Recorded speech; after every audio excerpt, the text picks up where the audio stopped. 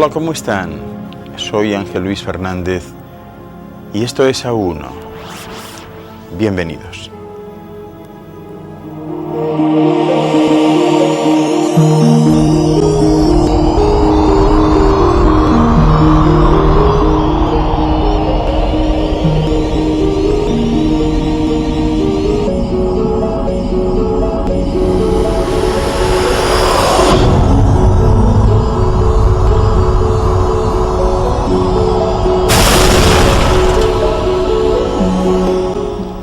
A1 es un programa de investigación y de búsqueda de la verdad perdida, de desvelar misterios y enigmas, de descubrir los secretos y recuerdos del futuro. Fíjense, en los albores de la humanidad, los seres humanos intentaban entender y estructurar lo que el cosmos les mostraba a través de la naturaleza. Después, claro está, surgía la necesidad de comunicárselo a los demás de forma que pudiera ser entendido. Y así aparecieron las religiones, adaptadas a la zona geográfica y a la idiosincrasia de cada pueblo.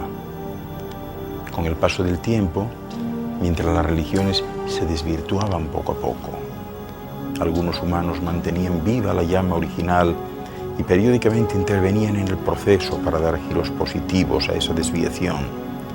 Entonces se formaba una orden hermética, una orden que surgía como necesidad para preservar el saber alcanzado, aún a pesar de la persecución del poder establecido, a quien no le interesaba que los conocimientos se divulgaran libremente. De ello les hablaré hoy, de religión, religiosidad y espiritualidad.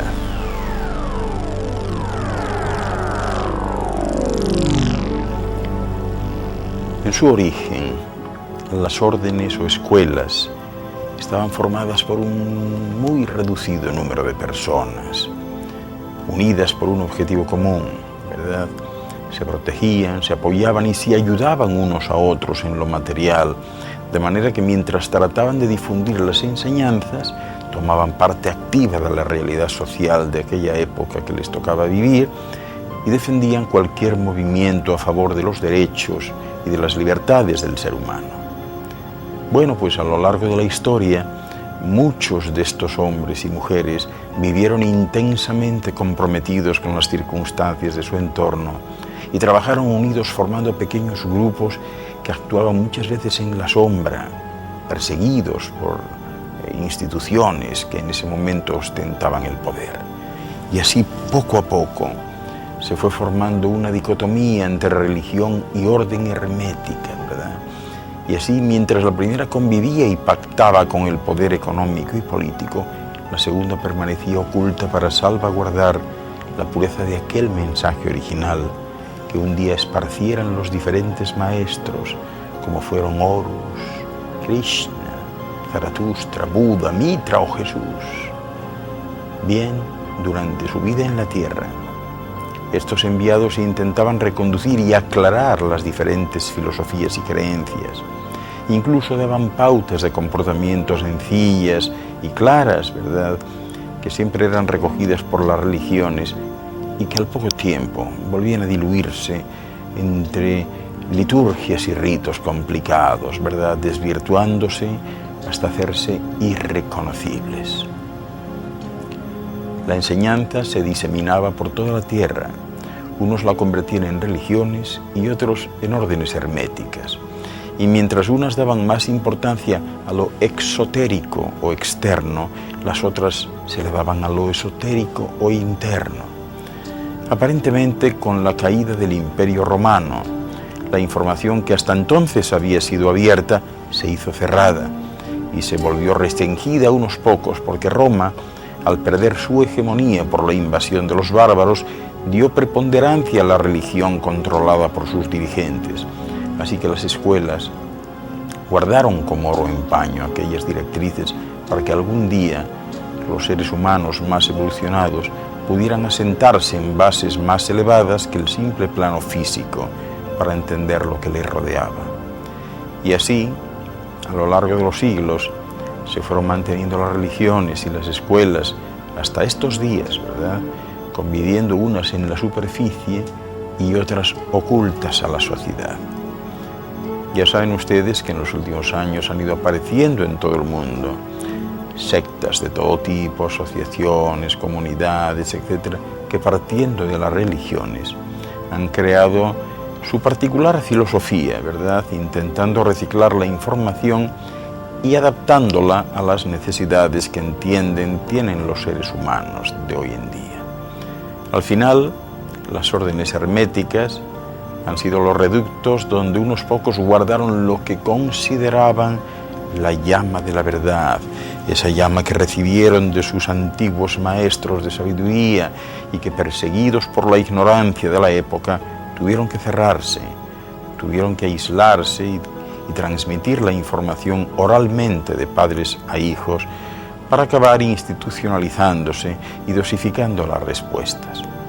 Después surgieron jerarquías, grados e iniciaciones y, en último término, terminaron cobrando dinero por la información para la supervivencia de su enorme estructura burocrática. La religiosidad es un sentimiento íntimo que nace con el propio ser humano y no es otro que el deseo de religarse, de reencontrar a Dios. Pues bien, de ese sentimiento participan todos los seres humanos, sin distinción de razas, sin distinción de educación, de cultura, de circunstancias. Así que hay que distinguir entre religiosidad y religión. La religiosidad es la tendencia del ser humano a volver al origen, al punto del cual partió, ¿verdad? Y la religión no es más que la institucionalización de ese sentimiento por el propio ser humano. Se trata de una manifestación absolutamente personal y única, ¿verdad?, que no necesita de traductores o de intermediarios, sino que es la expresión más auténtica del ser humano. Sin embargo, todas las culturas que habían poblado y pueblan el planeta, increíblemente han creado religiones y escuelas para enseñar a los demás no a identificar su propio impulso, sino a aceptar un patrón fijo que, según ellos, pues contiene todos los atributos necesarios para ser un buen creyente y un buen guardián de lo que ellos consideran la ley. Y así, los seres humanos han terminado agrupándose en dos grandes grupos: los manipuladores y los manipulados, los que quieren mandar y los que prefieren obedecer. Entonces, ¿quién es más responsable? ¿El que manipula o el que se deja manipular? Es evidente que un grupo no puede existir sin el otro. Ahora, ¿por qué el ser humano durante miles de años ha permitido que otros le marquen el camino? ¿Cuándo y por qué perdió la confianza en sí mismo, en su fuerza, en su esencia? ¿Por qué permitió las dependencias, los misterios, los dogmas? ¿Qué fue lo que le hizo acatar decisiones contra las que una parte de su ser y de su voluntad se rebelaba? Si las instituciones sobreviven, es gracias a esos dos grandes grupos de personas que coexisten. Los que quieren mandar e imponer tienen ante sí un amplio campo de acción. Su intención es hacer carrera dentro de la institución y habitualmente ésta le ayuda y le impulsa siempre que cumpla los cánones establecidos y que no perjudique sus intereses.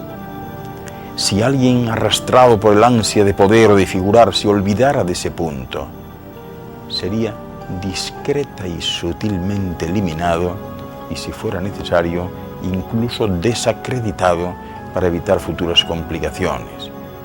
Y así, los tentáculos de la organización, ya lo ven, llegan a todas partes. En las instituciones de carácter religioso, se espera de ellos que se atengan a una determinada forma de ejercer su función. Deben ofrecer siempre la imagen de sabios bondadosos, que es la forma correcta de imponerse en este tipo de instituciones.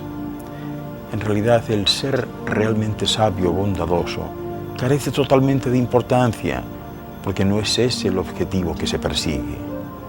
En cuanto al segundo grupo, los que prefieren obedecer, no tendrán nunca problemas y siempre serán acogidos y protegidos por la institución. Los que no buscan otra cosa que sustituir una religión de la que no se fían por otra que aún no les ha defraudado, tendrán su liturgia semanal y no les faltarán rituales y ceremonias que les harán sentir su corazón desbordado de amor. Un amor que podrán compartir, salvando las distancias naturalmente, que podrán compartir con los sabios y bondadosos maestros que amorosamente les conducen.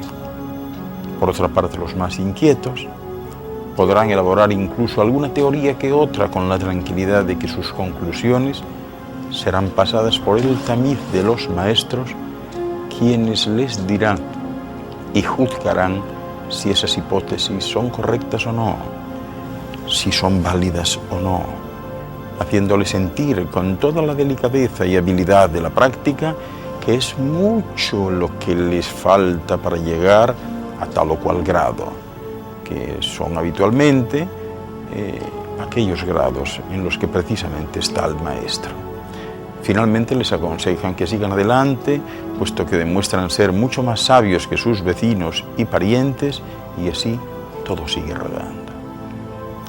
Estas instituciones han desarrollado unos mecanismos muy sutiles para que los dos grupos convivan en armonía, porque fíjense, para que los mandados no se sientan humillados, se les permite que se sientan superiores a las personas que les rodean, solo por el hecho de pertenecer a la institución, eso sí, sin tener que asumir trabajos o responsabilidades de ningún tipo. Pero no se me vayan, que enseguida regreso con ustedes para seguir hablándoles de la búsqueda de Dios. Hasta ahora.